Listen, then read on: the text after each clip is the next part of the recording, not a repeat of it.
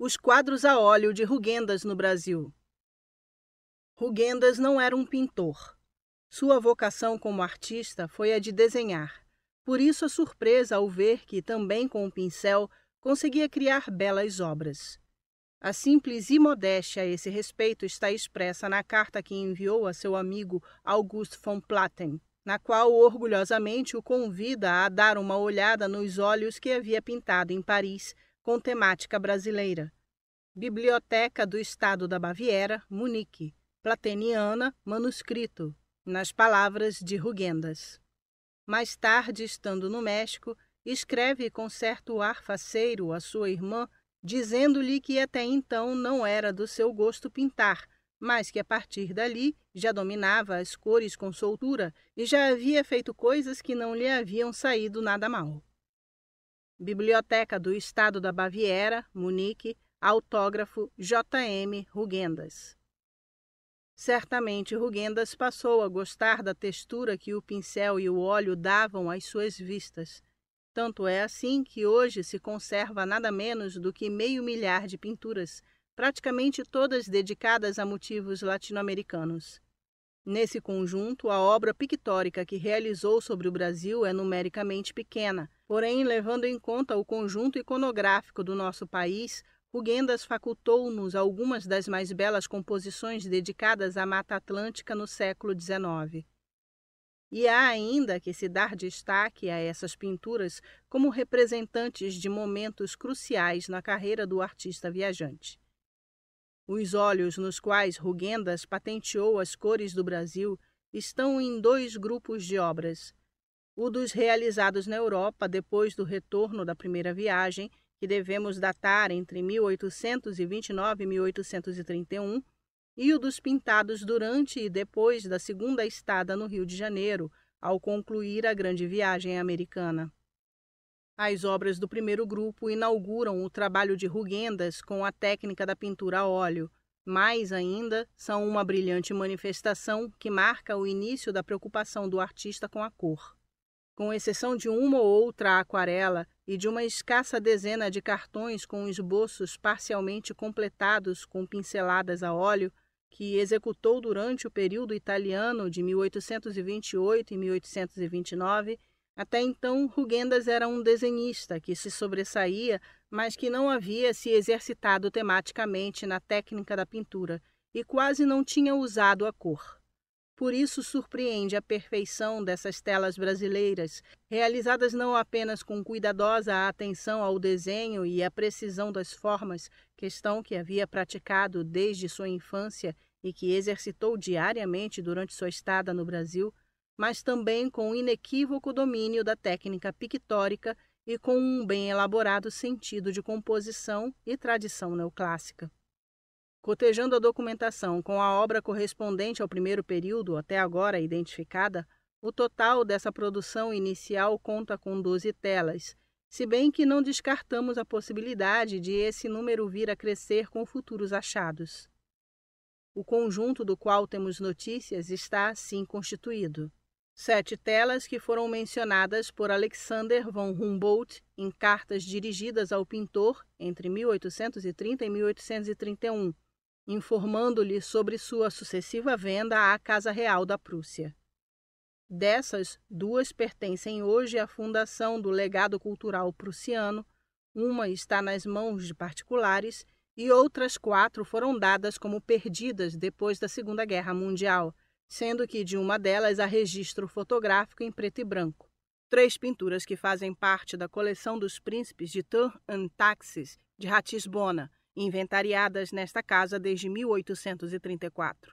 Uma pintura que constitui a segunda versão de uma das telas adquiridas pela coroa prussiana e atualmente pertence à coleção Cecília e Paulo Geyer, Museu Imperial, Rio de Janeiro, e uma tela que pertence à coleção Moreira Salles. Nessas obras, Rugendas expressa-se como um pintor da natureza.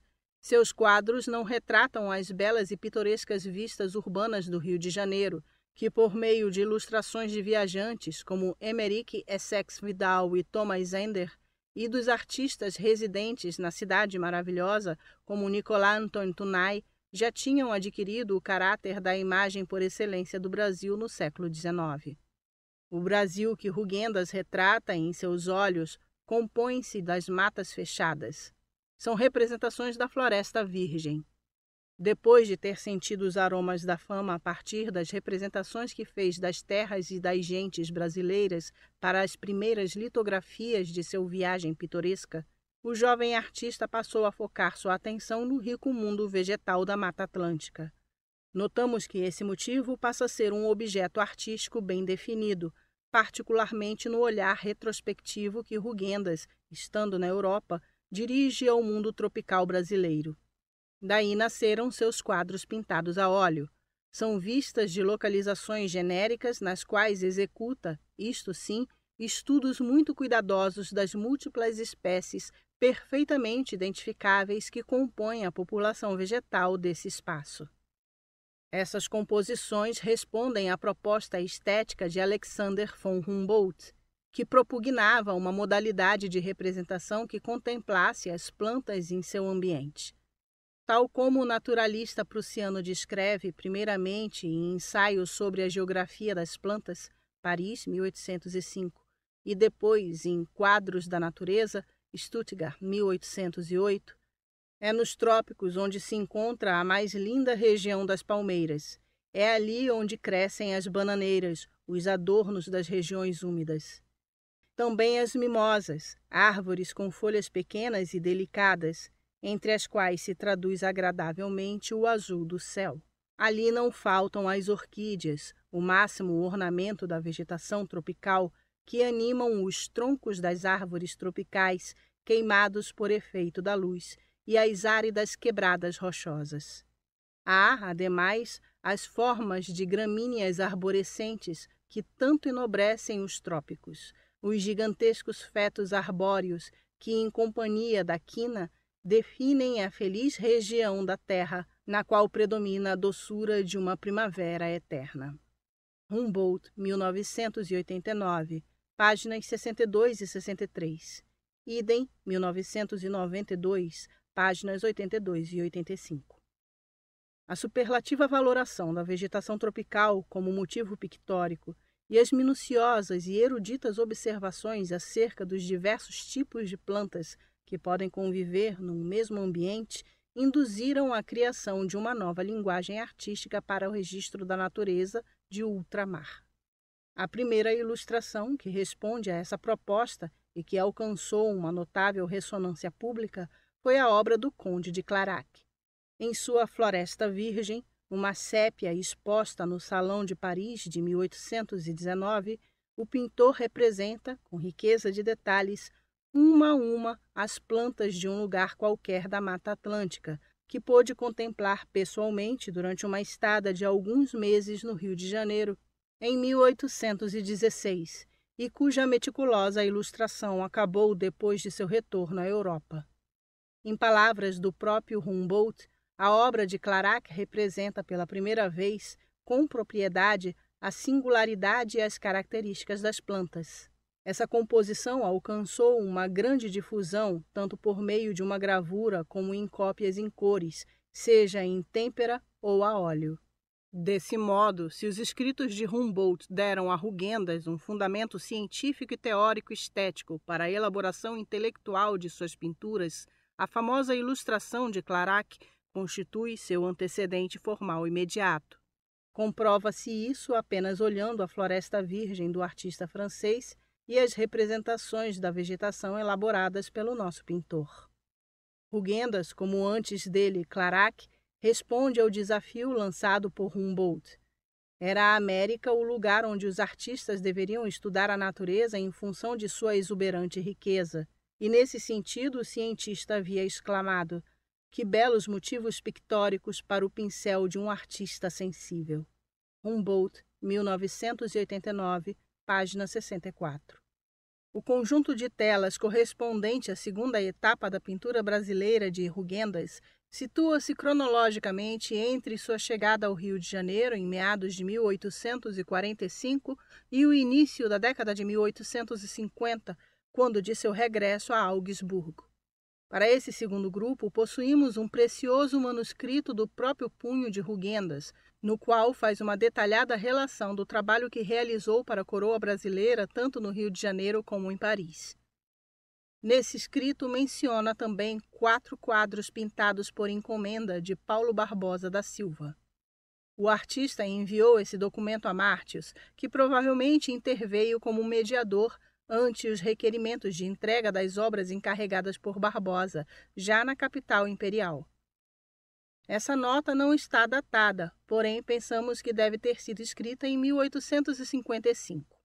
Biblioteca do Estado da Baviera, Munique, Martusiana, 2A2, Rugendas, Moritz. Resumimos aqui a detalhada lista, escrita por Rugendas em francês, incluindo informações de tamanho e preço das obras executadas no Rio de Janeiro para a família imperial. 1. Retrato do príncipe Dom Afonso, o único desenho a lápis que menciona. 2. O mesmo retrato do príncipe, a óleo. 3. Retrato do príncipe Dom Afonso de corpo inteiro, brincando no jardim de São Cristóvão. 4. Retrato do imperador Dom Pedro II. 5. Retrato da imperatriz Teresa Cristina. 6. Duplo retrato do imperador, destinado à princesa de Joinville. 7. Vista do Illimani com o lago Titicaca. 8. Interior do Museu de Lima, com senhoras vestindo o traje nacional. Dessas obras, conservam-se o desenho do retrato do príncipe na Biblioteca Nacional do Rio de Janeiro e os retratos da família imperial números 3, 4 e 5, os 3 do mesmo formato, no Museu Imperial, Petrópolis. A informação que nos oferece esse documento para a obra criada na capital carioca complementa-se com os catálogos das exposições da Academia, repetindo 2 títulos, nos quais se enumeram as obras que Rugendas apresentou nos 2 salões. A lista, tal como então foi publicada, é a que segue com a respectiva numeração. Acrescentamos a ela, entretanto, a indicação da coleção a que hoje as pinturas pertencem. Para a exposição de 1845. 4. Ruínas de monumentos dos Incas nas beiras da Lagoa Titicaca, com vista para o cume Illimani, superior em altura ao Chimborazo, Sua Majestade o Imperador. 5. Museu de Lima, traje das senhoras peruanas, Sua Majestade a Imperatriz. 6. Retrato de família. 7. Malón, isto é, rapto de mulheres pelos araucanos no Vale de Antuca do Chile. Coleção H. Pocel, Buenos Aires. 8. Volta de uma cativa liberada. Coleção Herdeiros de B. do Carril, Buenos Aires. 9. Cavalos selvagens nos Pampas. Coleção José R. Barros, Santiago do Chile. E para a exposição de 1846. 17. Família Peguenche nos Pampas de Buenos Aires. Carl Wilhelm von Theremin. 18. Vista do vulcão Popocatépetl, 18.000 pés de altura, observado de Meca a Meca, com índios mexicanos, uns da terra quente, os Cuantla-Amilpas, e outros da terra temperada, os Mexicalgingas.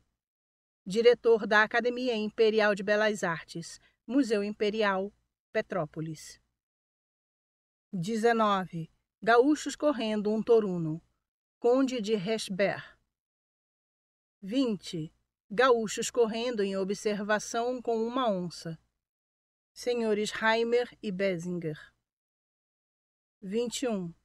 Descanso de emigrantes nos Pampas. Senhor Schroeder.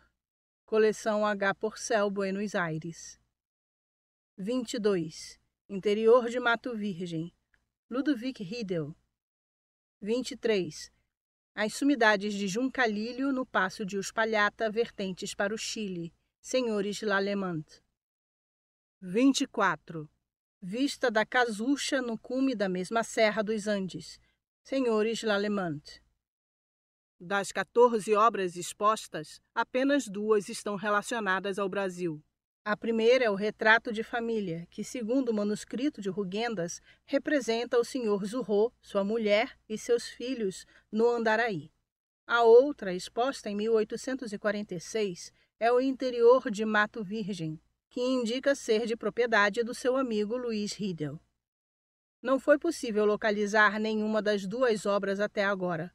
Quanto às demais, verificamos que algumas foram pintadas na capital imperial e outras já chegaram prontas com o pintor, pertencendo aos seus trabalhos executados no Chile, no Peru e durante sua estada na região Platina. O escrito de Rugendas a Martius, mencionado acima, inclui um anexo em que detalha os trabalhos que deve à família imperial e que haviam sido encomendados por Paulo Barbosa da Silva. Sendo esse um assunto bastante espinhoso, o artista opta por redigi-lo em alemão, sua língua materna.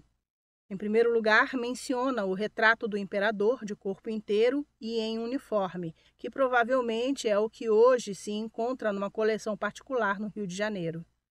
E a continuação menciona em suas palavras: uma vista do Rio de Janeiro desde o aqueduto, que não pude ver completamente seca em Paris, e encomendei seu envio a um amigo juntamente com um pandan. O par dessa pintura é uma vista da Bahia desde a Serra dos Órgãos, obra que o pintor afirma ter se deteriorado porque ninguém se ocupou dela.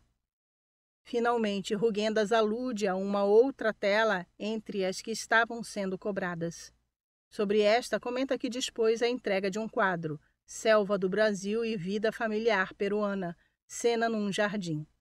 Trata-se, de fato, de uma composição de tema americano, na qual combina elementos brasileiros, peruanos e inclusive mexicanos.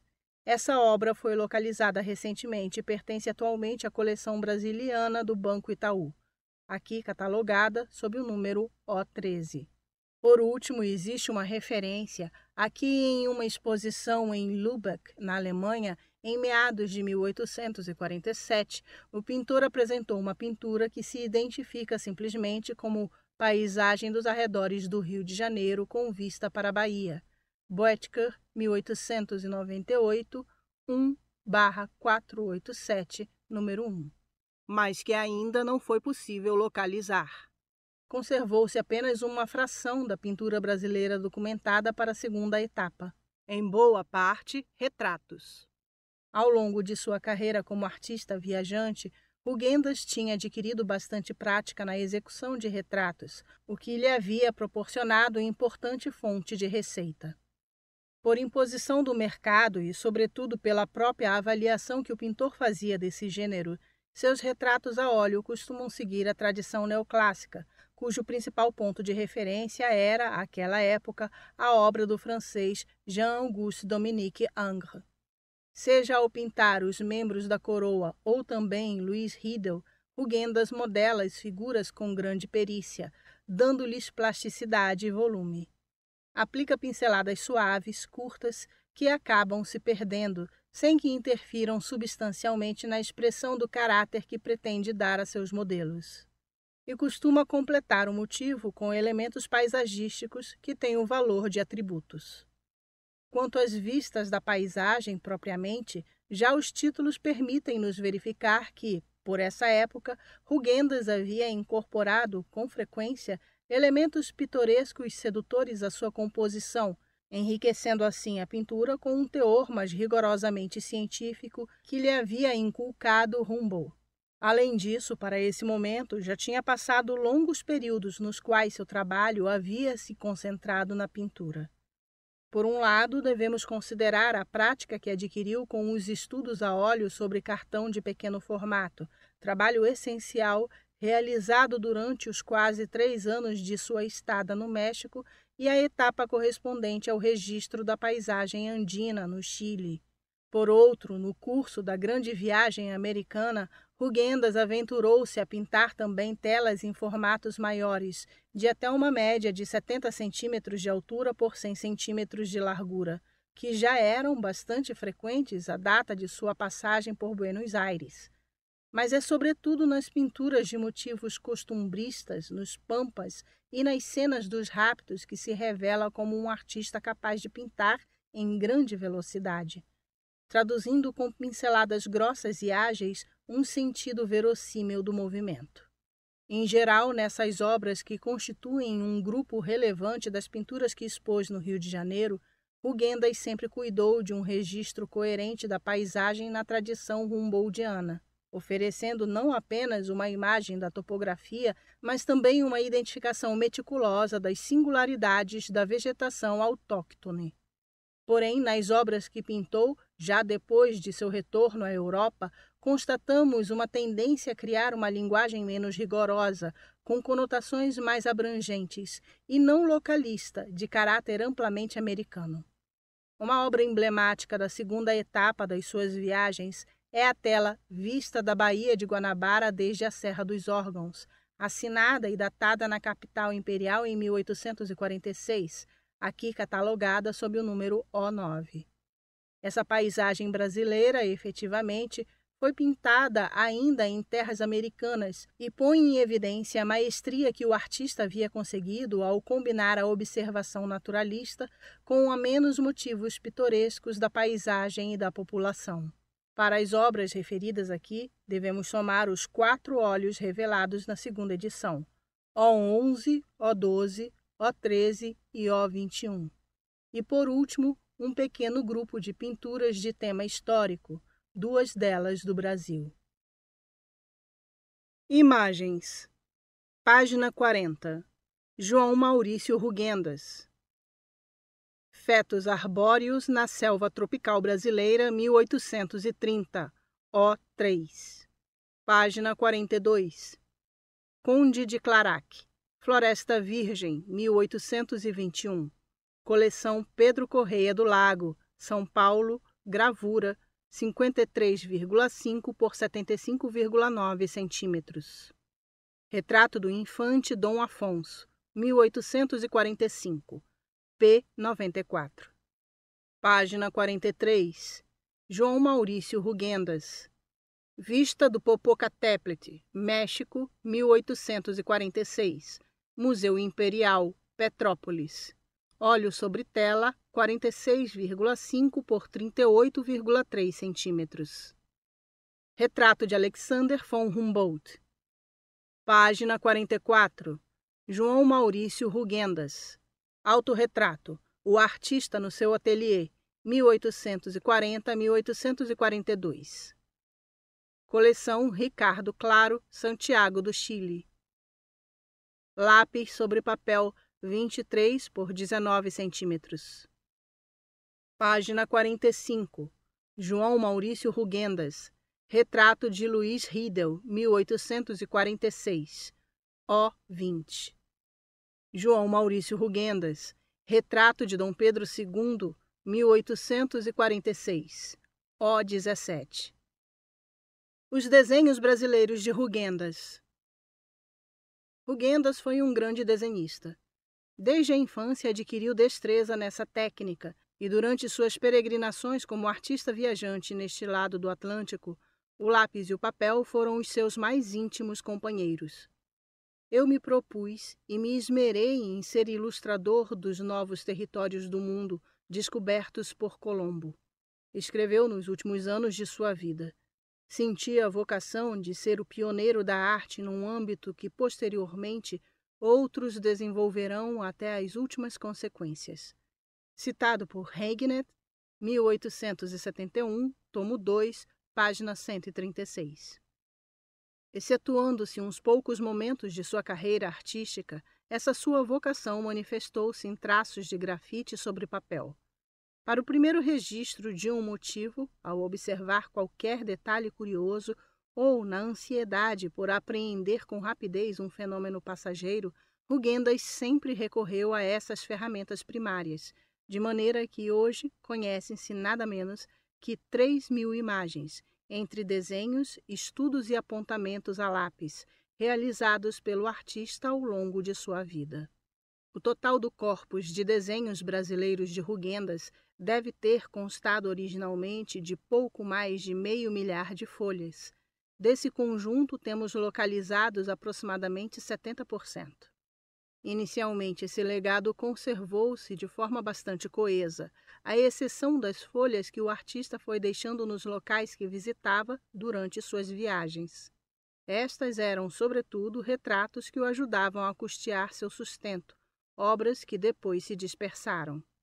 De forma geral, no legado de Rugendas, identificamos basicamente 4 conjuntos.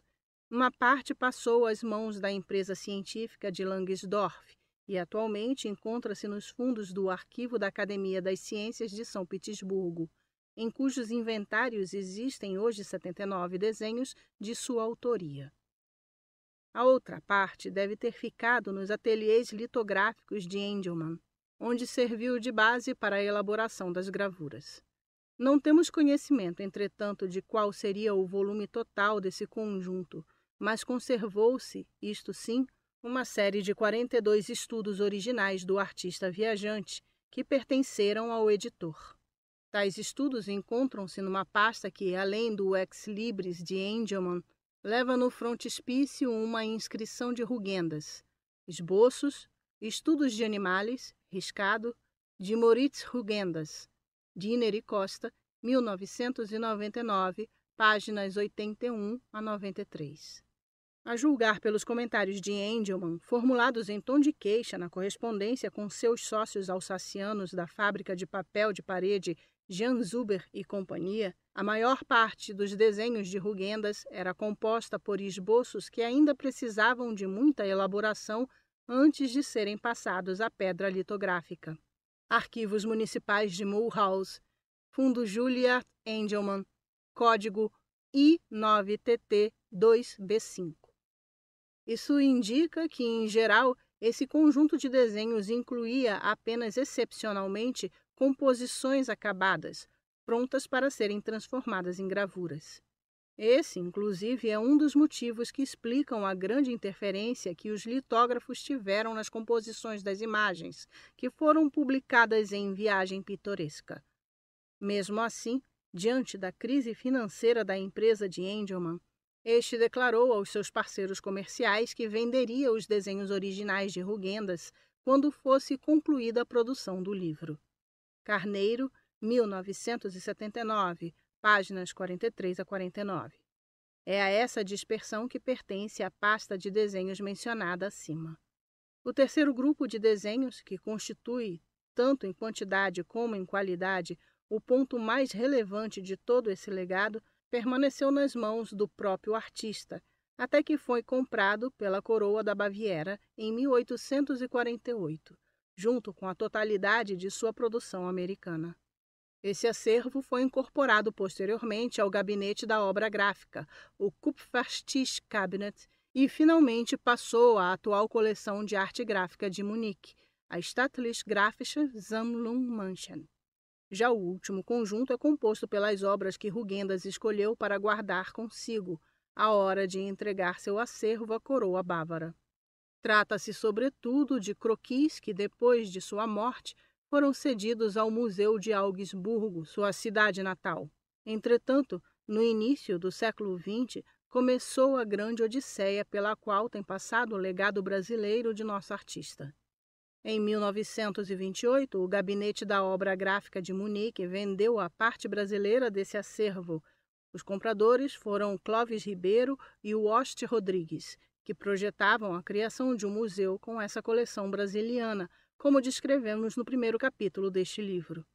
Na atual coleção de arte gráfica da capital bávara, existem 2 documentos de singular importância para esse assunto, nos quais encontramos informações não apenas das negociações prévias à venda, mas também sobre questões de caráter geral do volume e da temática dos trabalhos de Rugendas no Brasil. Trata-se do rascunho da carta, sem data, que o diretor do museu dirigiu à Associação Comercial de São Paulo, seção de intercâmbio, e de uma detalhada relação dos desenhos aos quais se refere essa transação.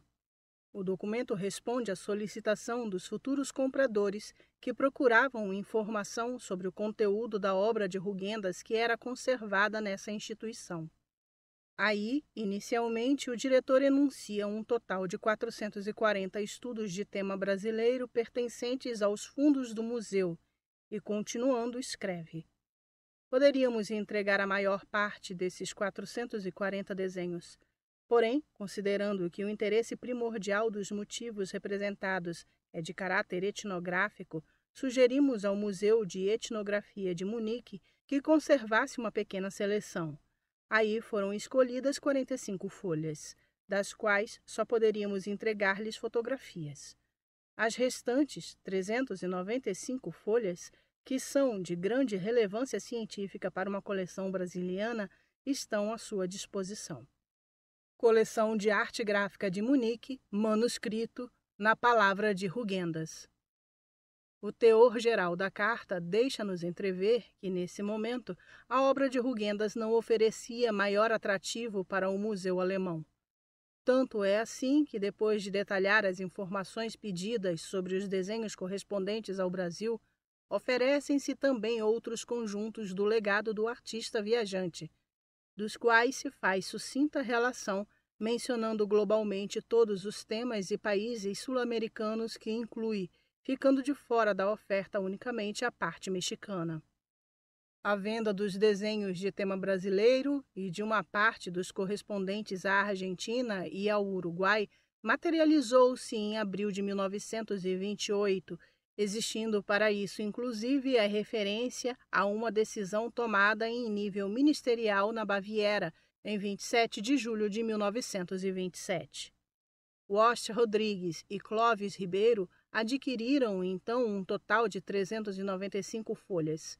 Porém, não conseguiram sensibilizar as autoridades brasileiras para o projetado Museu Rugendiano. Diante desse fracasso, tiveram que revender as obras. Desde então, essas têm se dispersado aos quatro ventos. Alguns desenhos já haviam sido colocados pelo Museu de Munique num passepartout com o nome de Rugendas impresso abaixo, e vários dos que localizamos em coleções públicas ou particulares ainda conservam esse passepartout, como P56 bis e P56 ter, mostrado nesta página na montagem que chegou às mãos de Rodrigues e Ribeiro em 1928. A catalogação. Ao catalogar os desenhos de Rugendas, temos-nos dedicado com particular afinco a recuperar e identificar as folhas que passaram de Munique aos países sul-americanos, em especial ao Brasil. No curso dessa tarefa, percebemos que existe pelo menos uma vintena de motivos erroneamente identificados como de tema brasileiro. Também temos considerado que, de acordo com a breve descrição que se fez dos motivos em 1928, na hora de fixar os valores da venda, 177 eram apenas esboços muito rápidos, e mais de meia centena constituía pequenos estudos de cabeças de pessoas negras e indígenas. Uma parte desses esboços e dos estudos de cabeça não foi encontrada, e pensamos que, provavelmente, perderam-se devido a que, nesse momento, inclusive no Brasil, dificilmente teriam uma saída comercial. 3 dessas representações foram recentemente encontradas e estão publicadas aqui sob os números de catálogo P8 bis, P56 bis e P56 ter. Na identificação dos desenhos que foram objetos dessa transação, apoiamo-nos primordialmente nas inscrições e nos selos com que o Museu Muniquense marcou essas folhas. O selo da instituição, o número do inventário que tinha nessa coleção e o selo de sua alienação no ano de 1928. Em uma segunda instância, temos recorrido às breves descrições dos motivos que fornece a lista elaborada para exportação. Sobre essa base, conseguimos localizar de forma inequívoca 204 desses desenhos. A essa quantidade podemos somar algumas dezenas de folhas que provavelmente também procedem de Munique, porém as condições de conservação não permitem um exame integral. Algumas estão emolduradas e sua fragilidade não torna recomendável desmontá-las. Outras foram coladas sobre um suporte resistente para a sua consolidação, impedindo que se veja o dorso original.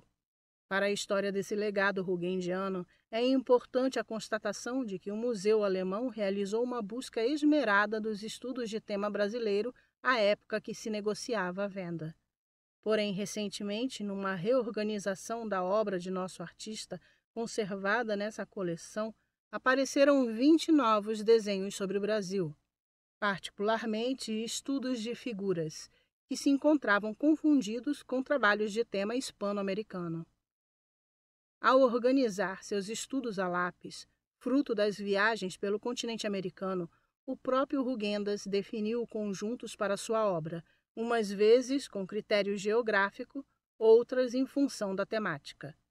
Para o México, por exemplo, a obra foi estruturada seguindo a rota.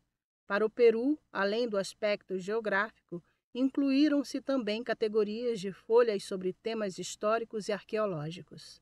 Para o Brasil, foram definidos 2 grandes conjuntos, um para a população e outro para a natureza. O registro que Rugendas faz dos habitantes do nosso país é dual. Observa o homem em seu dia a dia e deixa-se seduzir pelas vestimentas, pelos costumes e pelas formas como se manifesta na convivência social. A população adquire o valor de um objeto curioso, destacando, às vezes, conotações que são interpretadas como exóticas. Dessa perspectiva, nosso artista é um típico viajante oitocentista que busca e exalta o pitoresco, aquilo que atrai a atenção pela beleza ou porque constitui um motivo chamativo. Esse tipo de desenho possui uma dinâmica própria que impulsiona e até permite um grau de invenção, seja por simples voo da fantasia à hora de elaborar, em composições mais complexas, os apontamentos feitos do natural, ou com a intenção consciente de deleitar os futuros observadores do seu trabalho. Porém, a obra dedicada à população também põe em evidência outra forma de olhar, que responde à filiação de Rugendas à tradição científica da escola de Humboldt, de Wied-Neuwied e de Martius, da qual o artista declarou-se um fervoroso seguidor. Nesse contexto, entendemos suas cuidadosas observações de caráter etnográfico. Os estudos de cabeças de pessoas negras e indígenas são o mais precioso material documental desse tipo que se conservou, produto de um olhar atento e que, em alguns casos, denotam um grau de informação nada desdenhável, além de manifestarem a extraordinária habilidade que o artista possuía como desenhista. Ao tratar desses estudos, entretanto, devemos sempre ter em conta que estamos manejando um corpus fragmentado. Recordemos que, tal como escreve o diretor do Kupferstiche Cabinet ao negociar a venda em 1928, foi precisamente desses motivos que o Museu Etnográfico de Munique extraiu nada menos que 45 folhas. E estas, provavelmente as mais atrativas e de melhor qualidade, perderam-se num incêndio ocorrido nesse museu em 1944, durante a Segunda Guerra Mundial, segundo registra uma anotação à margem de um dos manuscritos referidos. Em função dessa perda irrecuperável, as críticas e dúvidas que sobre este tema têm surgido quanto ao valor documental de conteúdo etnográfico das imagens publicadas em Viagem Pitoresca, formuladas primeiro pelo príncipe Maximiliano de Wied-Neuwied e que, com nova erudição, levanta em nossos dias Thekla Hartmann, em alguns casos só poderão ser esclarecidas parcialmente.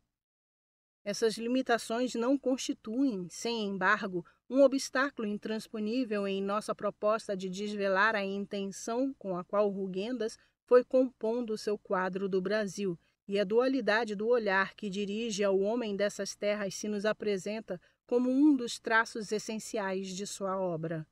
É a partir dessa convicção que dividimos os estudos da população em 2 capítulos, um dedicado aos desenhos costumbristas que seguem a corrente do pitoresco tão difundida na primeira metade do século XIX, e o outro aproxima-se dos estudos naturalistas e aspira a dar uma contribuição ao progresso das ciências de sua época.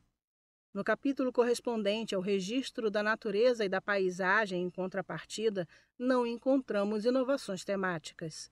A paisagem brasileira, por excelência, que Rugendas registra sem cessar, tal como seus contemporâneos, é a do Rio de Janeiro. Tanto a Baía da Guanabara como o litoral, as vistas das montanhas dos arredores e também as vistas urbanas foram, uma e outra vez, objeto de sua atenção. Esse tema está presente no trabalho a lápis desde o primeiro dia em que avistou a sedutora paisagem carioca, porém só passou aos olhos em sua segunda estada no Brasil.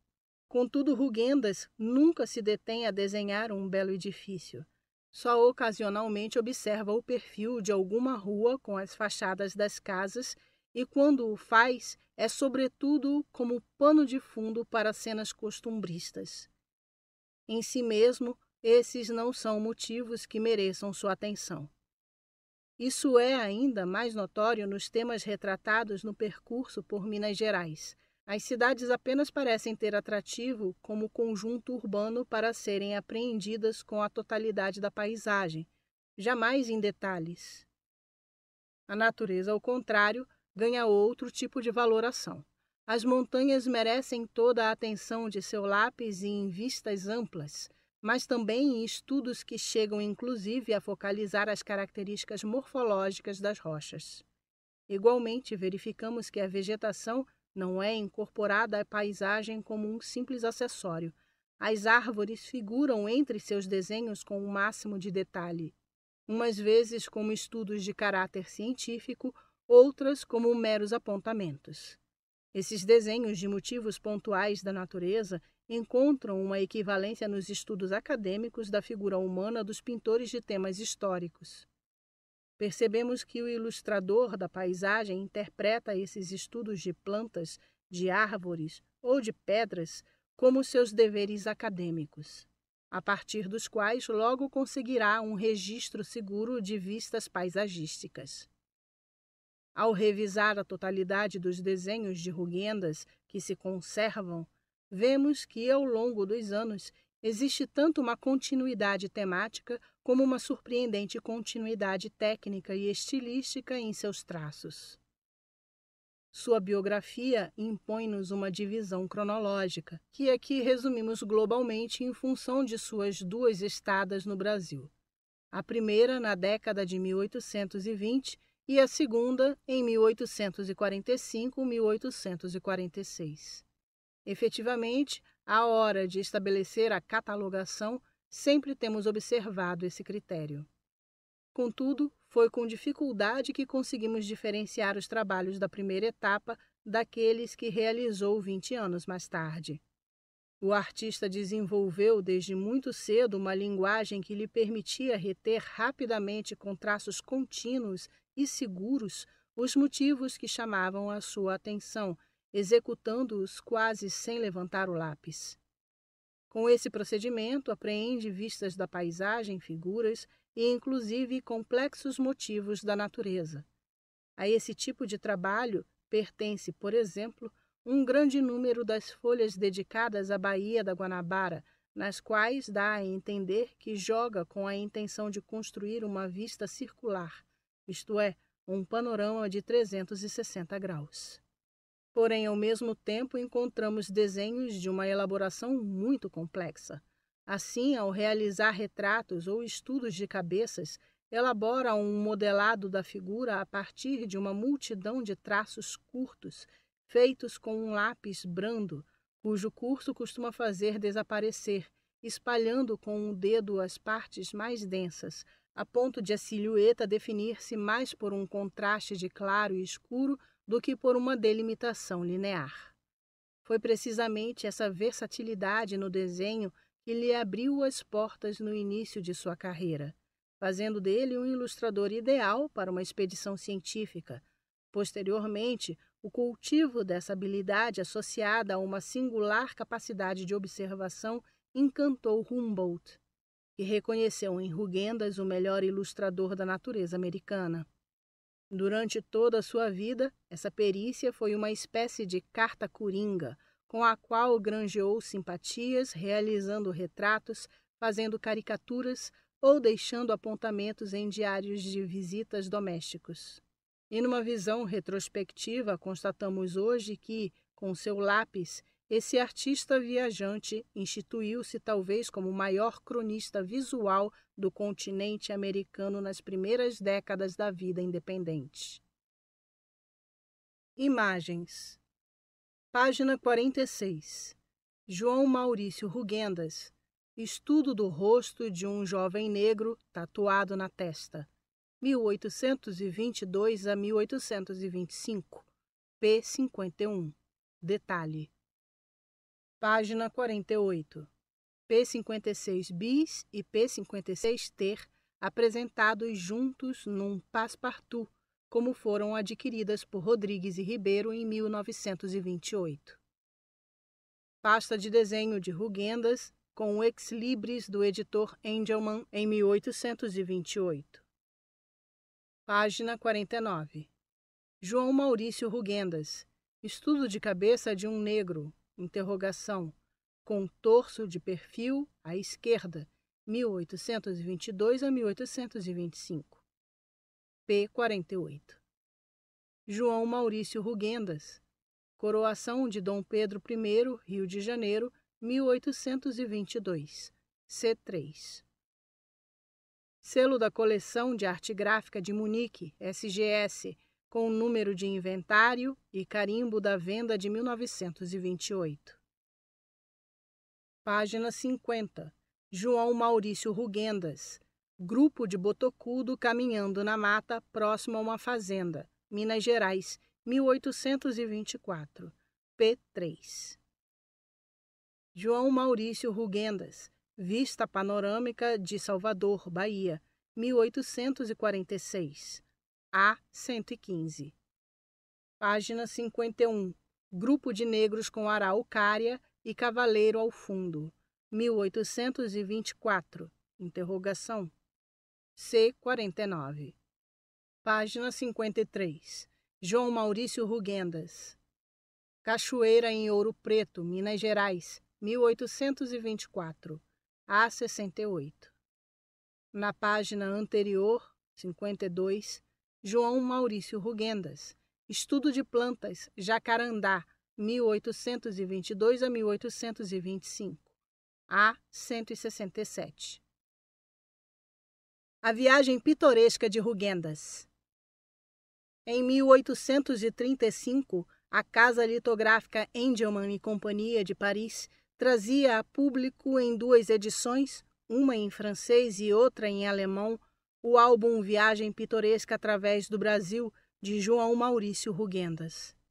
Coroava-se com êxito um projeto gráfico que envolveu nada menos do que 21 dos mais importantes gravadores europeus, além do próprio autor. Reuniam-se em formato de livro os 20 cadernos de 5 litogravuras e os textos que estavam sendo editados desde 1827. Nas suas páginas pretendia-se, como bem definiu João Maurício, descrever a natureza e o estado social do Brasil, permitindo-se digressões sobre o passado do país. Rugendas, 1979, página 242. Trata-se hoje de um dos mais belos livros de viagem realizado no 800 sobre a América Latina. Como já tratamos nos primeiros capítulos deste livro, durante o tempo em que esteve no Brasil entre 1822 e 1825, o nosso artista viajante registrou os diferentes aspectos do ambiente e da população com seus costumes em centenas de apontamentos gráficos, visando a uma futura publicação. Como membro da expedição científica chefiada por Langsdorff, Rugendas viveu largas temporadas na capital do Império e participou, em 1824, das excursões que a empresa naturalista realizou desde o Rio de Janeiro até o distrito diamantífero, em Minas Gerais. Além disso, em seu retorno à Europa, fez uma pequena escala no Porto de Salvador. Os desenhos que serviram de base para as litografias foram realizados a partir do que viu e ouviu durante essas viagens e do que leu em livros dos viajantes que lhe antecederam. Ao retornar à Europa na segunda metade de 1825, Rugendas tinha em mente a publicação de seu material. Inicialmente projetava uma parceria com Spix Martius. Seria o ilustrador da obra na qual esses 2 naturalistas bávaros relatariam a viagem que haviam empreendido ao Brasil entre 1817 e 1820. Porém, esse plano não deu certo. Paralelamente, na expectativa de uma publicação própria no seu retorno à Alemanha, passou rapidamente por Paris, ocasião em que conheceu Alexander von Humboldt, que o pôs em contato com Godefroy Engelmann, cuja casa litográfica despontava como a de maior prestígio, propondo-lhe a edição dos seus desenhos. A parceria com um grande editor. Quando Rugendas conheceu o homem que se tornaria em breve seu editor, Engelmann era um jovem senhor de 37 anos que havia mais de uma década dedicava-se a trabalhar com estampas, inicialmente em tecidos e depois, por volta de 1813, com a impressão em papel de motivos desenhados sobre pedra. A litografia, a nova técnica de gravura que havia sido inventada em Munique nos últimos anos do século XVIII e estava revolucionando a produção de livros ilustrados. Na busca por conhecer os segredos dessa forma de imprimir, esse francês passou, em 1814, alguns meses na capital da Baviera. Em seu regresso, inaugurou, em sua cidade natal, o estabelecimento litográfico Société Lithotypique de Mulhouse. Pouco tempo depois, já em julho de 1816, abriu uma casa litográfica também em Paris. Para seus ateliês, Engelmann não queria meros gravadores, mas sim artistas gráficos que explorassem as possibilidades oferecidas pela nova técnica e criassem obras atraentes para o grande público.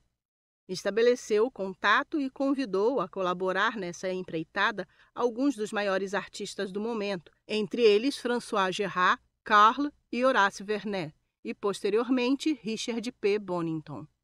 Já em 1819, iniciou a publicação da série de grandes obras ilustradas, principalmente sobre viagens à Europa e a lugares exóticos, tema tão procurado pelo público romântico. Editou Voyage au Levant, do Conde de Forbin, e Souvenirs pittoresques, de Bacler d'Albe. Em 1820, começou a ser publicada a obra que daria à Casa Engelmann seu maior êxito editorial, Voyage pittoresque à travers la France, do Barão Taylor. Quando em 1825 João Maurício Rugendas chegou a Paris e procurou Engelmann, buscava um lugar especializado e de reconhecido êxito para publicar sua obra. Pouco depois, em correspondência dirigida ao Barão de Humboldt, nosso artista comentou o convite e proposta que recebera da Casa Engelmann, deixando claro que ainda não havia definido qual tipo de publicação faria. Parece que foi o editor, a partir do material apresentado pelo artista, que propôs uma obra para a série das viagens pitorescas. Biblioteca do Estado, Berlim, Legado Cultural Prussiano, Catálogo União Calliope, manuscrito 6, página 38. Poucas ofertas poderiam ser mais convidativas para esse editor do que a produção de um livro sobre o Brasil de então. Um exótico império em meio às jovens repúblicas americanas, possuidor de uma paisagem natural que encantava a todos que a conheciam. Um lugar de matas magníficas, nas quais ainda se podiam encontrar povos em estágio quase selvagem, alguns deles antropófagos, segundo se dizia. Um país onde vivia um povo mestiço e sedutor. Ademais, sua economia era garantida pelo compulsório trabalho realizado pelos multiétnicos braços africanos. E esse tão pitoresco país era quase desconhecido do mundo europeu.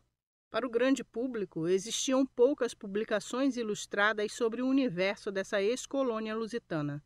Nesse sentido, há que se destacar o Viagem para o Brasil nos anos de 1815 a 1817, do príncipe Maximiliano de Wied-Neuwied, que saíra em Frankfurt em 1820 e 1821, no qual o nobre alemão relata a viagem que fizera pela parte ocidental do Brasil, e que muito influenciou nosso artista. E a preciosa obra Brasil, ou História, Moral, Usos e Costumes de Habitantes deste Reino, que Hippolyte Taunay e Ferdinand Denis haviam publicado em Paris em 1822, e ainda o Atlas que Spix e Martius já estavam publicando. Contudo, nenhuma delas atendia plenamente ao estilo das viagens pitorescas, o que certamente não passava desapercebido a Engelmann. Além disso, há que se dar atenção à grande visão histórico-empresarial desse editor. Engelmann, um comerciante de espírito liberal, enxergou e convidou seus contemporâneos a também enxergar as jovens nações americanas como lugares de oportunidades, tanto para os estados como para os particulares. Ao anunciar a viagem pitoresca através do Brasil no fim de 1826, esse editor fez circular, em versão francesa e alemã, um prospecto no qual se esmerava em demonstrar como o rompimento do vínculo colonial impunha à Europa a necessidade de criar novos duradouros laços com as ex-colônias americanas, laços que as impulsionassem ao progresso civilizador. E, nesse sentido, escreveu: esse tempo em que a América conquista sua independência, rompendo as cadeias que há séculos a sujeitavam aos pés dos tronos europeus e que obstruíam o desenvolvimento de suas forças, não a separou do velho continente, mas sim tem unido mais intimamente com novos laços ambas as partes do mundo. Esses laços de união serão duradouros, porque são dignos e bem-aventurados para ambas as partes, porque nascem dos interesses e necessidades sociais, que são resultado do próprio progresso da civilização. Porém, à medida que esse progresso, de certa forma, faz desaparecer o espaço e o tempo, e ambas as partes do mundo se aproximam cada vez mais, todo indivíduo culto deve sentir de forma crescente a necessidade, diríamos, inclusive, a obrigação de conhecer com maior precisão o mundo no qual diariamente se associam novos interesses, tanto dos estados como de particulares.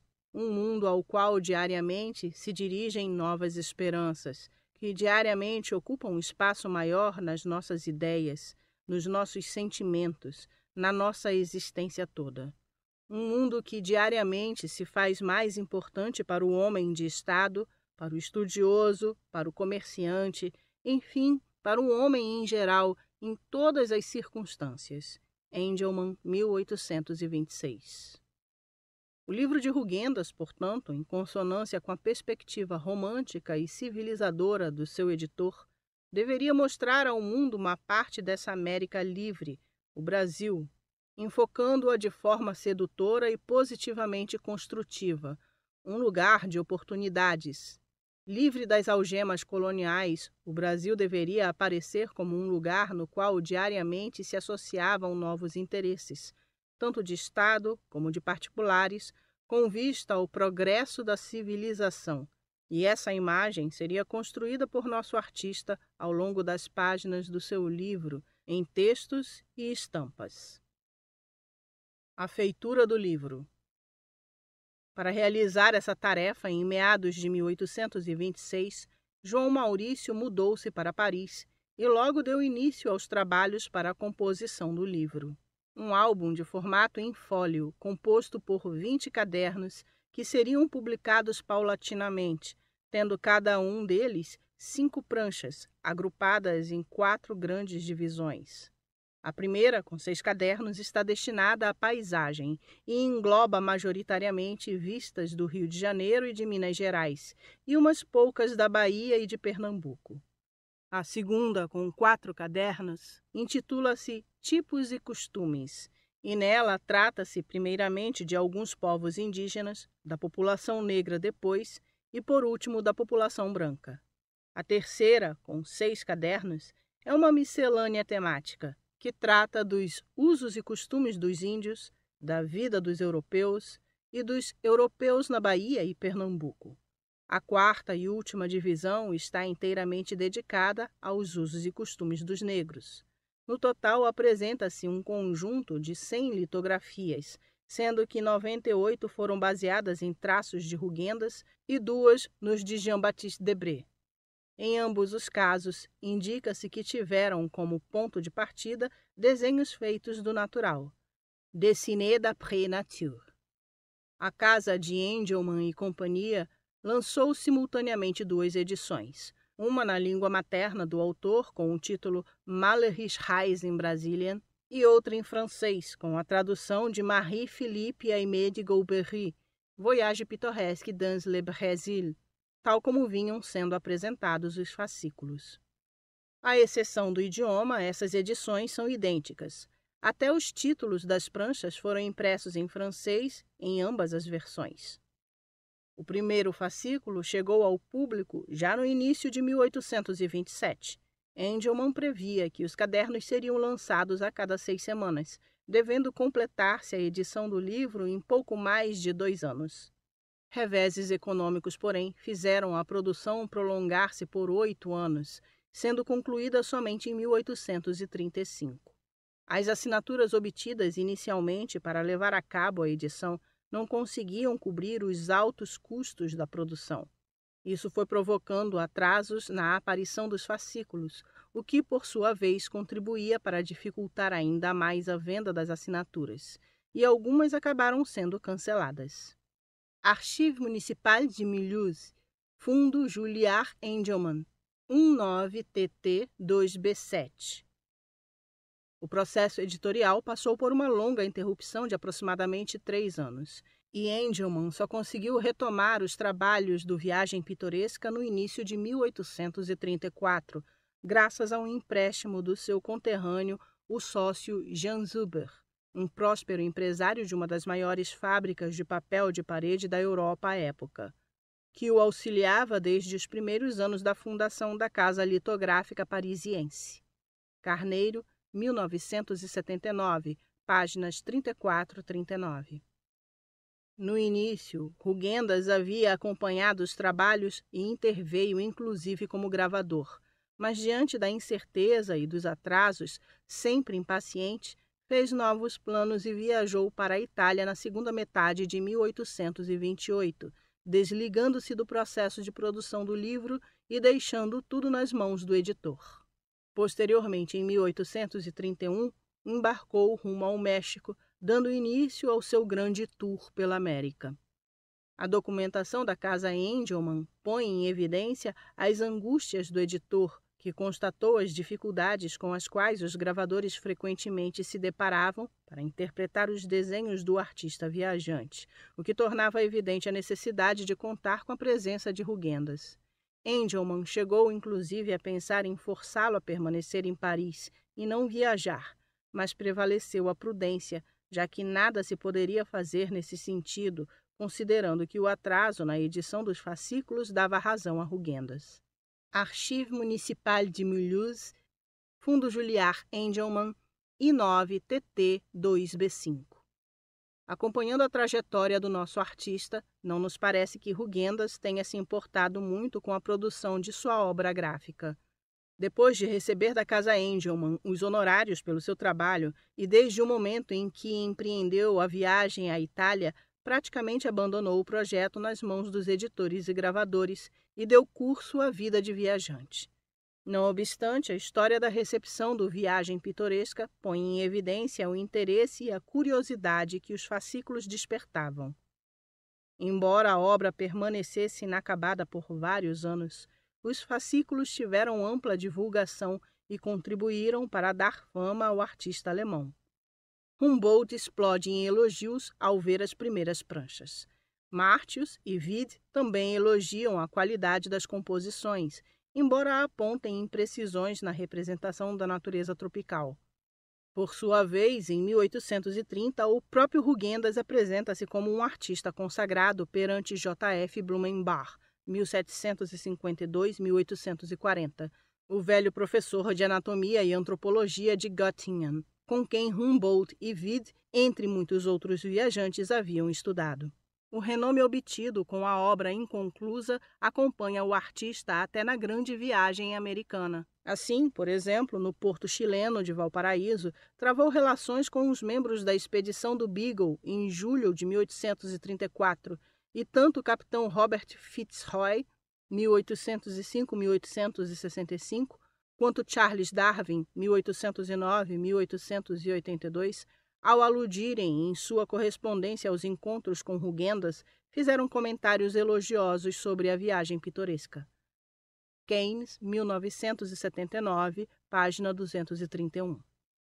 Não sabemos quando o artista viajante viu pela primeira vez um exemplar completo do livro, cuja edição ficou concluída quando João Maurício já se encontrava no Chile.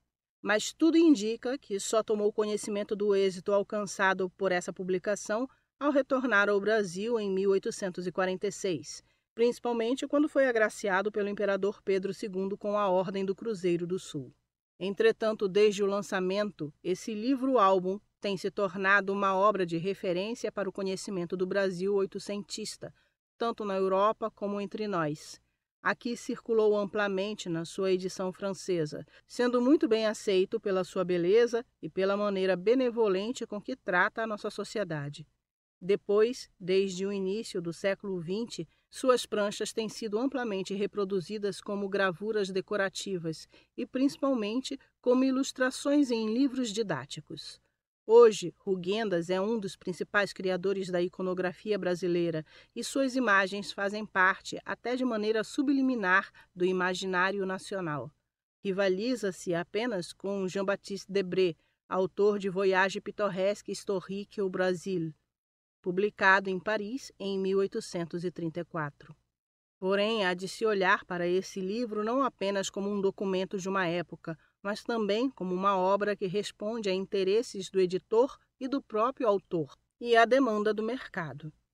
E é essencial ter em conta que as imagens ali reproduzidas não representam necessariamente o olhar do artista. Deve-se lembrar que, embora a folha de rosto ostente o nome de Rugendas como único autor, trata-se de um trabalho em parceria tanto na feitura das litografias como na redação do texto. Quase todas as imagens foram transpostas à pedra por um grupo de jovens artistas que jamais estivera no Brasil, tendo Rugendas gravado apenas 3 delas.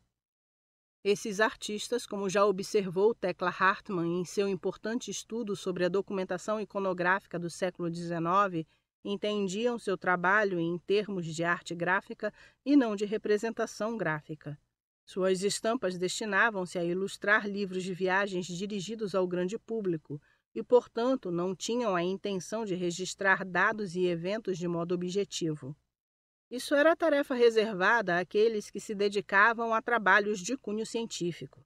Daí, completa a mesma autora, as diferenças entre as ilustrações perfeitas do ponto de vista botânico, mas artisticamente medíocres, da Flora Brasiliensis de Martius e as estampas do Atlas de Spix e Martius, agradáveis do ponto de vista estético. Hartmann, 1975, página 92. Ou seja, as gravuras do Viagem Pitoresca, independentemente de ostentarem a inscrição Dessinée d'après nature, poucas vezes são realmente reproduções fidedignas dos desenhos que lhes serviram de modelo. Nesse sentido, qualquer interpretação dessa obra de Rugendas que não leve em conta a interferência dos litógrafos será, no melhor dos casos, incompleta. Traduttori e Traditori, os litógrafos. O levantamento dos nomes dos artistas litógrafos que gravaram as pranchas do livro de Rugendas nos levou a conhecer um pouco de suas biografias.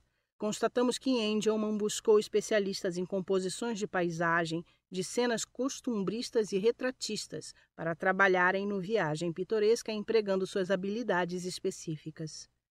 Esse dado nos levou a perceber como os litógrafos deixaram indelevelmente patenteadas as suas interferências, seja de forma individual, seja em conjunto. Alguns deles, inclusive, assinaram suas composições. Os artistas que, a convite da casa litográfica, trabalharam de forma individual ou em parceria, levando à pedra os desenhos, tinham formação e nacionalidades diferentes. Entre eles, o mais famoso, sem dúvida, foi o inglês Richard P. Bunnington, que já em 1825 havia sido ganhador da medalha de ouro na classe de pintura no Salão de Arte de Paris. Esse genial aquarelista que a tuberculose levou com apenas 28 anos de idade foi responsável por apenas 3 litografias. Contudo, é do seu punho uma das mais surpreendentes cenas do livro-álbum. A romântica representação de um navio debatendo-se sobre o mar revolto na entrada, sabidamente plácida, da Baía da Guanabara, L6. Além disso, Bunnington gravou ainda Campos nas margens do Rio das Velhas, L5, na qual deixou monogramadas suas iniciais, e Embocadura do Rio Cachoeira, L26, que datou de 1827. De acordo com a sua biografia, a colaboração com os projetos editoriais de Engelmann deu-se desde inícios desse ano. E em novembro expôs no Salão de Paris 2 litografias elaboradas nesse contexto, uma do livro de Rugendas e outra do álbum de viagens do Barão Taylor. Num, 1991, páginas 11 e 72. Além da genialidade de Bonington, merece atenção especial também a presença do francês Victor Adam, que dentre os demais litógrafos foi o que teve a maior participação no livro de Rugendas sobre o Brasil. Esse artista participou de nada menos que 33 imagens. Sozinho gravou 13 e fez figuras para outras 17, além de ser parceiro em outras 3. Desenhista e pintor de tradição neoclássica, Adam não era o que poderíamos qualificar de um grande artista. Sua melhor performance, talvez por ser filho de gravador, era desenhar sobre pedra. Gostava de retratar cenas de história e de batalhas. Certamente por isso, Engelmann colocou sob a sua responsabilidade a feitura de São Cristóvão, L64, uma prancha na qual se mostra o imperador Dom Pedro I em meio a tropas no campo de Santana, e de Guerrilhas, L57, que retrata a luta entre indígenas e uma improvisada tropa de mestiços. A Adam também se pode imputar as críticas mais duras que tem recebido o álbum de João Maurício, dirigidas particularmente contra algumas gravuras de tema etnográfico, pois é do seu punho a maioria das cenas que representam a vida de grupos indígenas. Destaca-se nas páginas do Viagem Pitoresca o trabalho dos também franceses Laurent de Roy, Jules Frédéric Villeneuve e Léon Sabatier. De Roy era um pintor de paisagens aquarelistas e excelente gravador, que em 1836 recebeu uma medalha no Salão de Paris, justamente por sua obra litográfica. Sozinho foi responsável por nada menos que 14 pranchas no livro de Rugendas, tendo participado também como parceiro em mais 2, sendo da sua safra quase todas as cenas sobre a vida da população negra, entre elas Negros no Porão, L81, Mercado dos Negros, L83, e Castigo Público no Campo de Santana, L95. Villeneuve, por sua vez, trabalhou no conjunto de 11 gravuras, mas a sua participação, à exceção de 2, é compartilhada. Nesse sentido, é o artista cujo nome aparece nas mais diferentes temáticas. Estudou na Suíça e na Itália, e, embora tenha participado de vários salões, foi um artista de produção irregular. Como gravador, participou também do France Pittoresque de Nodier, mas sua melhor obra foi dedicada às estampas da Itália.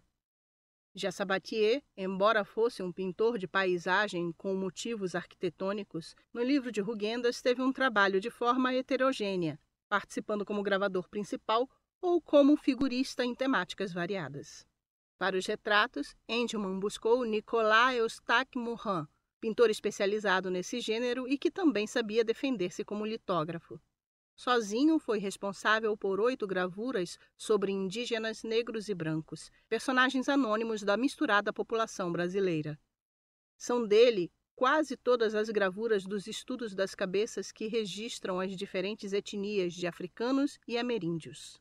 Estes últimos têm sido, inclusive, as ressalvas das críticas que etnólogos e antropólogos contemporâneos tecem sobre a obra litográfica de Rugendas.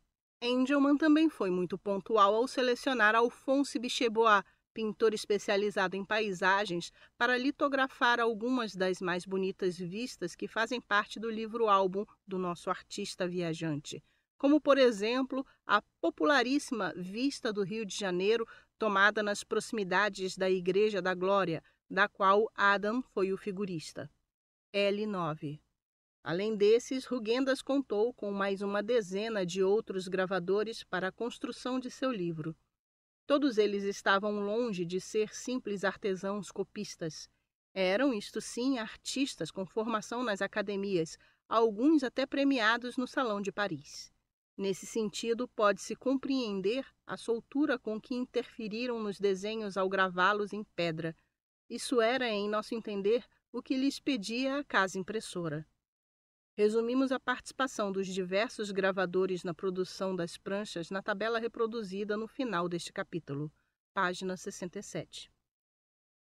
Gravador. Vemos, pois, que as páginas do Viagem Pitoresca apresentam interpretações que o autor, os gravadores e o editor fizeram da realidade brasileira. As contribuições mais visíveis são aquelas interferências realizadas pelos artistas litógrafos, quando acrescentaram ou retiraram elementos, modificando as composições iniciais, com o objetivo de torná-las mais atraentes e pitorescas aos olhos europeus. Contudo, há de se atentar para o trabalho realizado pelo próprio artista. João Maurício, já sabemos, foi o ilustrador de uma expedição científica, e os desenhos a partir dos quais as gravuras foram realizadas tiveram origem nesse âmbito, surgiram como um registro documental. Porém, essa constatação não é válida para toda a obra.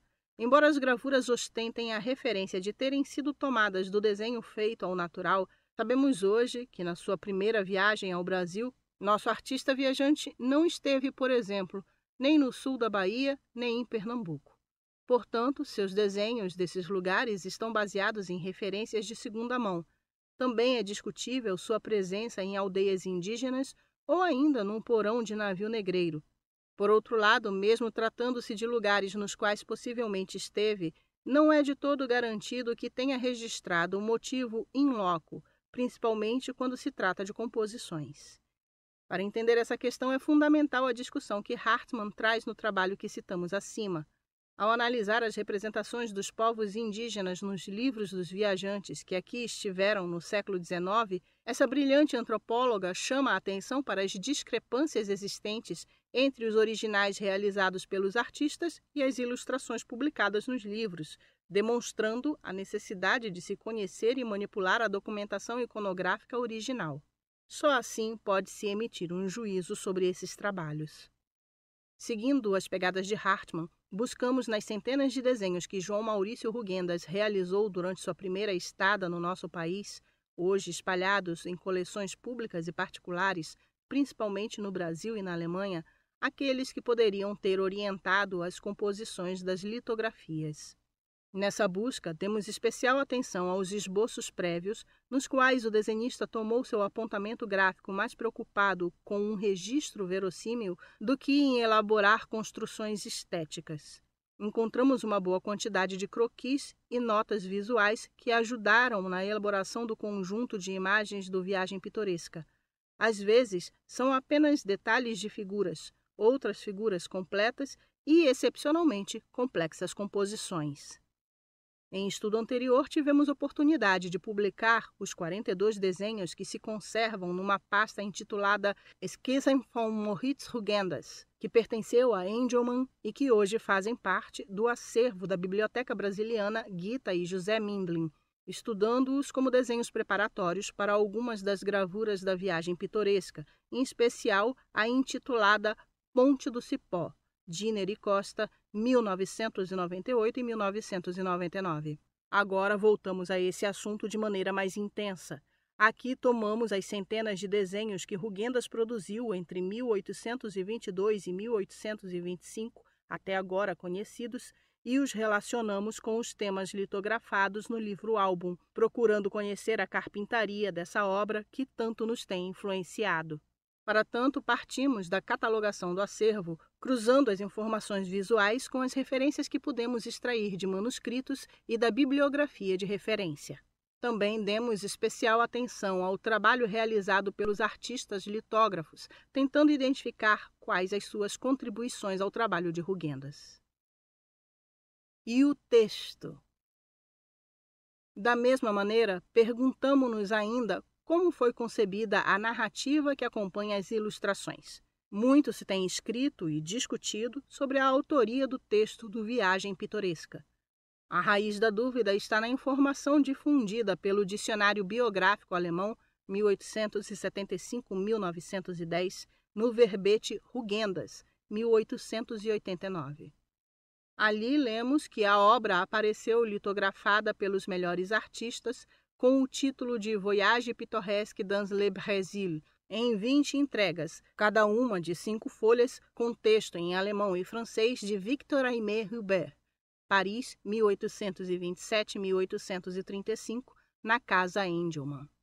Tal afirmativa certamente estava baseada na biografia de Hubert que Rudolf Elvers havia publicado em 1872. Porém, sendo esse dicionário uma grande obra de referência, foi a partir de sua publicação que se difundiu a versão sobre o texto que aparece no Viagem Pitoresca. Rugendas foi um artista que escolheu expressar-se por meio dos traços e não das palavras. Escrever para ele não era um hábito. Até onde se sabe, não redigiu nenhum diário pessoal ou qualquer outro escrito sistemático durante sua longa vida de viajante. As únicas páginas conhecidas da sua primeira visita ao Brasil são as cartas que de quando em quando enviava à família. Ao que parece, para a série de viagens pitorescas, Engelmann necessitava, além de imagens, de textos que as complementassem. Para cumprir com o que a casa editora lhe exigia, nosso artista tomou seus desenhos como roteiro temático e recorreu à correspondência que enviou aos familiares, às recordações e aos livros de alguns dos viajantes que antes dele estiveram no Brasil. De fato, muitos trechos foram abertamente transcritos ou, no melhor dos casos, inspirados nos livros de Spix e Martius, do príncipe Maximiliano Wied-Neuwied, de Eestwege e de Coster. Algumas vezes essas obras estão mencionadas explicitamente, em outras nem sequer foram indicadas. O escritor Victor-Aimé Hubert, a quem o dicionário biográfico alemão atribui a autoria do texto, era um grande amigo e quase conselheiro de João Maurício. A biógrafa Gertrude Richer, no seu livro sobre Rugendas, que também teve como fonte Rudolf Elvers, 1872, conta-nos que, quando nosso artista mudou-se para Paris em julho de 1826, tendo em vista a publicação do seu livro, Hubert estava correspondente da famosa editora alemã Cotta, na capital francesa. Ali compartilharam a mesma casa e o dia a dia parisiense. Porém, as relações de Hubert com Cotta foram desfeitas e o escritor teria se encarregado do texto introdutório do livro-álbum, de orientação geral a partir das informações que Rugendas lhe contava. E esperava também que Engelmann o contratasse como tradutor, o que não ocorreu. Richer, 1959, páginas 15 a 17. Richer certamente influenciou todos os demais que escreveram sobre o Viagem Pitoresca, à exceção de Newton Carneiro, que, mesmo usando partes significativas do livro dessa pesquisadora, acredita a Rugendas a autoria do texto do livro-álbum sobre o Brasil. Considerando que a nossa análise não é estilística, mas sim de conteúdo, para nós, mesmo que Hubert tenha interferido na redação do Viagem Pitoresca, só o fato de Rugendas assumir as ideias contidas no livro como de sua autoria deixa claro que o conteúdo desse livro traduz o pensamento do artista de Augsburgo. Nesse sentido, talvez a mais certeira avaliação a respeito do texto do Viagem Pitoresca tenha sido feita por Martius, ainda em 1827, na carta que dirigiu ao príncipe Maximiliano, logo depois de ver os primeiros cadernos do álbum do nosso artista viajante. O senhor Rugendas, escreve Martius, se ajeita compilando um texto enganoso escrito a partir de seus antecessores, sem dar seus nomes. Citado por Lochner, 2001, página 38. O que é e o que se mostra? Não foi apenas o texto de Rugendas que recebeu críticas dos especialistas. Talvez essas tenham sido as menores.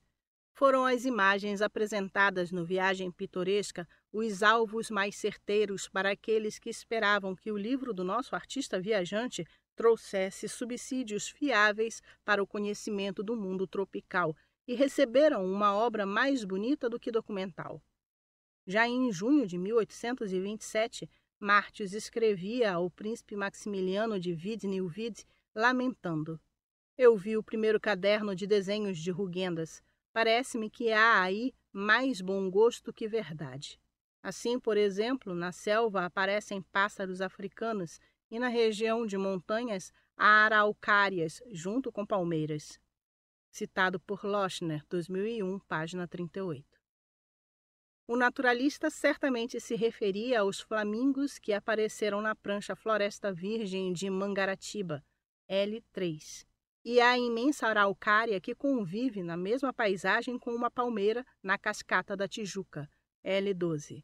Para Martius, que na qualidade de botânico havia percorrido o interior do Brasil ao lado do zoólogo Spix, tais aberrações deveriam parecer injustificáveis na obra de um artista que havia sido ilustrador de uma expedição científica.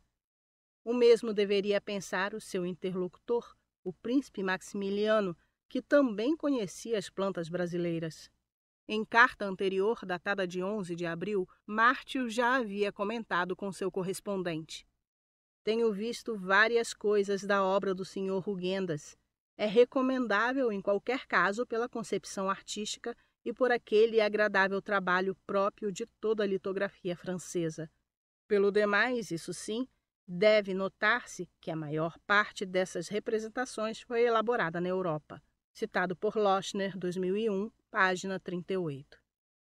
Anos depois, quando a obra estava concluída, o príncipe Maximiliano escreveu ao zoólogo suíço Heinrich Rudolf Schinz e comentou as pranchas dedicadas aos indígenas brasileiros. A parte sobre os índios é de longe a pior. Em sua maioria são invenções e os retratos não são característicos. Seus índios nas folhas com cenas têm todos umas bochechas que não correspondem à realidade. De onde o desenhista tirou seus originais dos botocudo, eu não sei. Biblioteca Central da Universidade de Zurique, manuscrito, carta 15, páginas 174 e 175. Esses talvez sejam os comentários inaugurais sobre uma discussão que ainda hoje envolve o livro-álbum do artista. A questão gira em torno da veracidade das cenas representadas.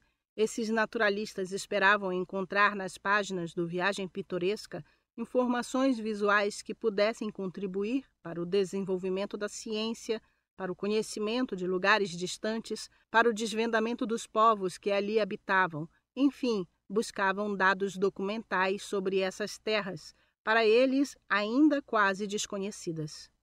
Também vale salientar que mesmo esses críticos teceram elogios a algumas das cenas representadas. A vista da Lagoa Rodrigo de Freitas, por exemplo, recebeu comentários elogiosos do príncipe Maximiliano, que em outra parte resumiu: "Em síntese, essa obra merece uma crítica, já que há nela coisas muito boas que devem ser separadas das ruins."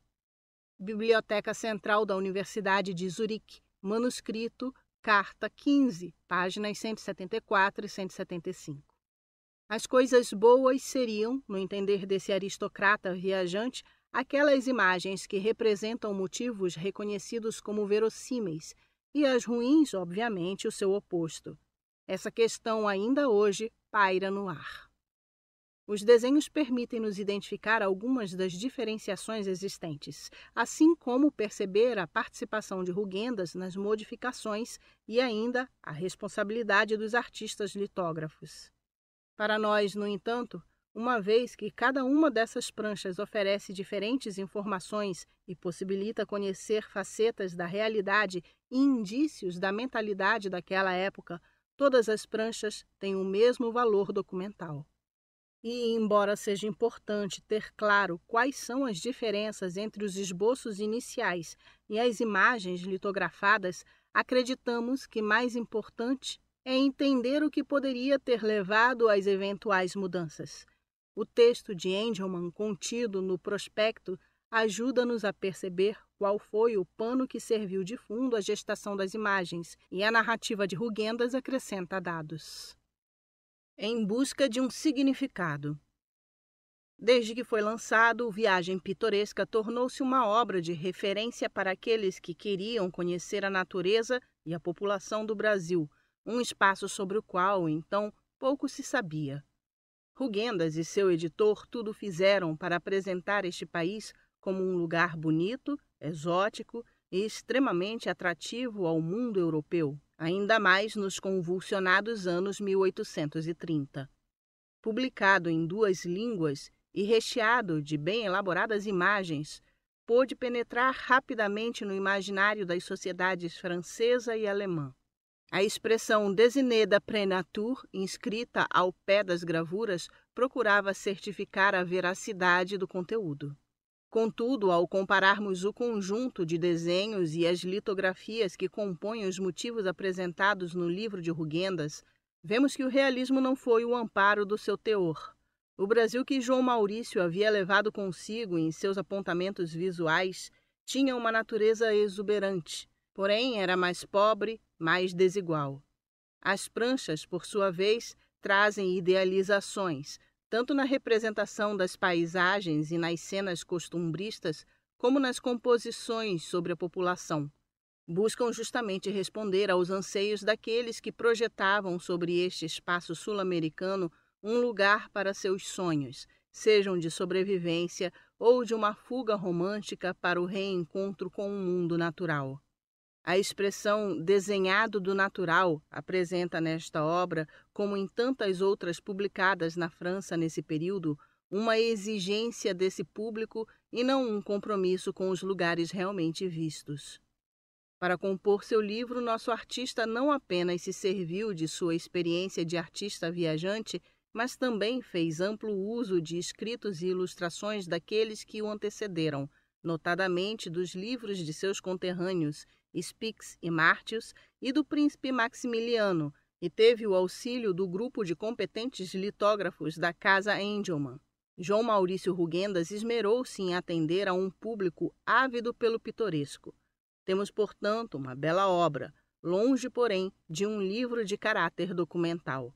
Uma boa parte do que se vê nestas páginas está baseada na imaginação romântica do jovem artista de Augsburgo e também em observações de terceiros. A leitura conjunta de texto e gravuras revela que o Viagem Pitoresca não foi uma obra concebida fortuitamente. A construção é idealizada. O autor queria mostrar lugares bonitos, ordeiros, ricos e cheios de oportunidades.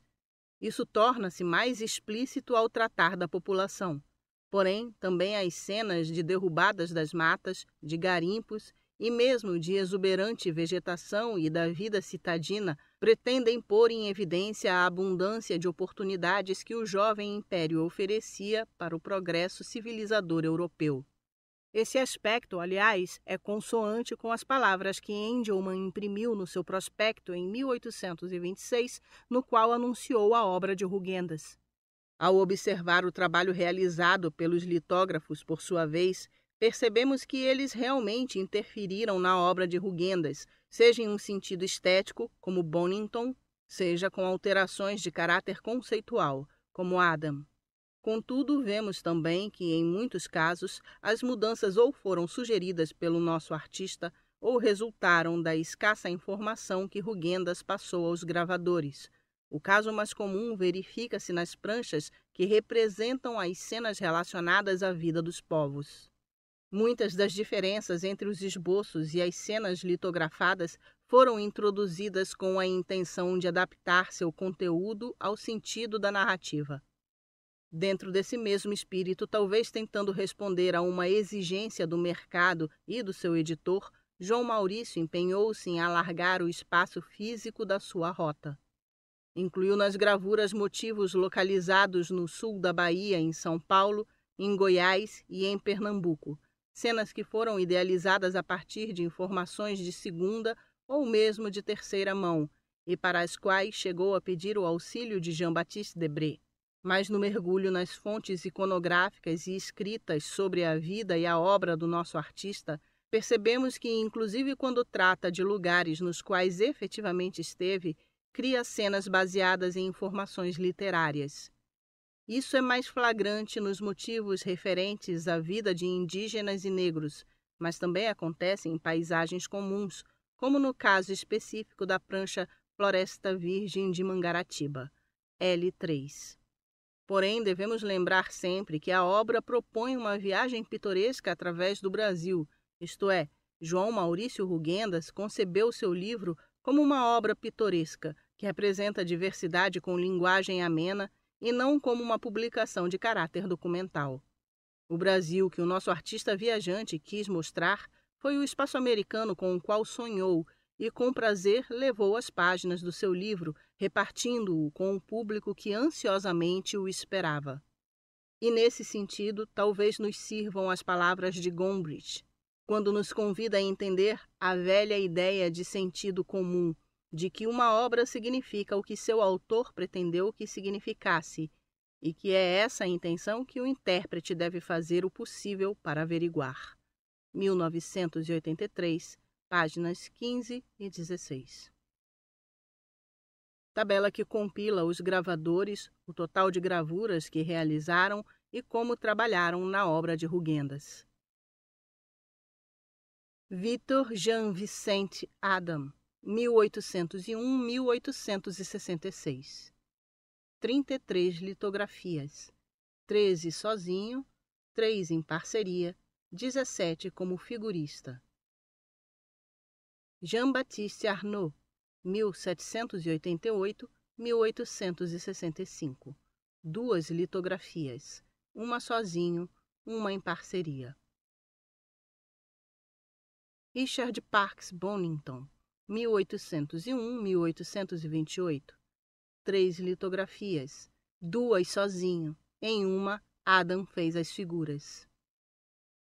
Adolphe Boyot, 2 litografias, todas em parceria, sendo sempre segundo gravador. Laurent de Roy, 1797-1886, 16 litografias, 14 sozinho, 2 em parceria, sendo que em uma é o primeiro gravador.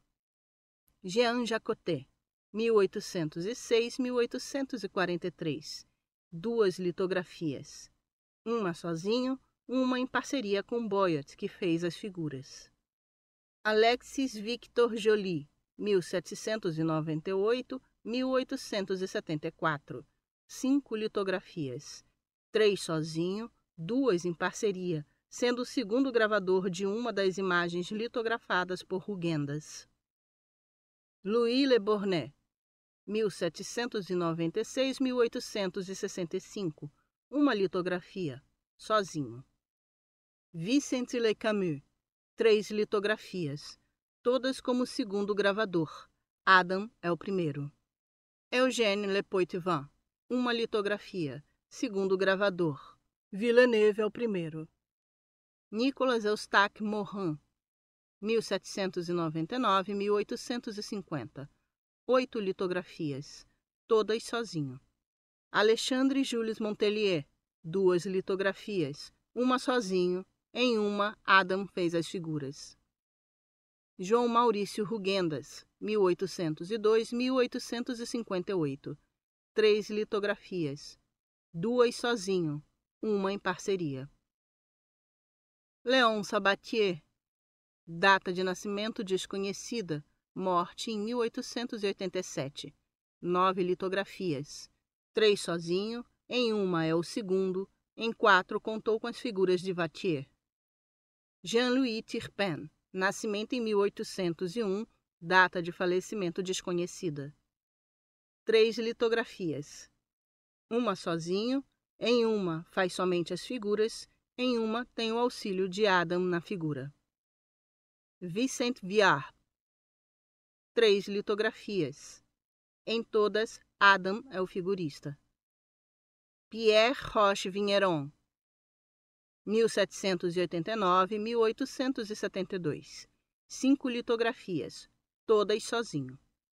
Jules Louis Frédéric Villeneuve, 1796-1842. 2 sozinho, 7 com apoio só nas figuras. Em uma, David foi o segundo gravador e Turpin fez as figuras. Em uma, em parceria com Wattier. E. Wattier, 5 litografias. Uma como segundo gravador, 4 como figurista. Swinger, 4 litografias, todas sozinho. Imagens.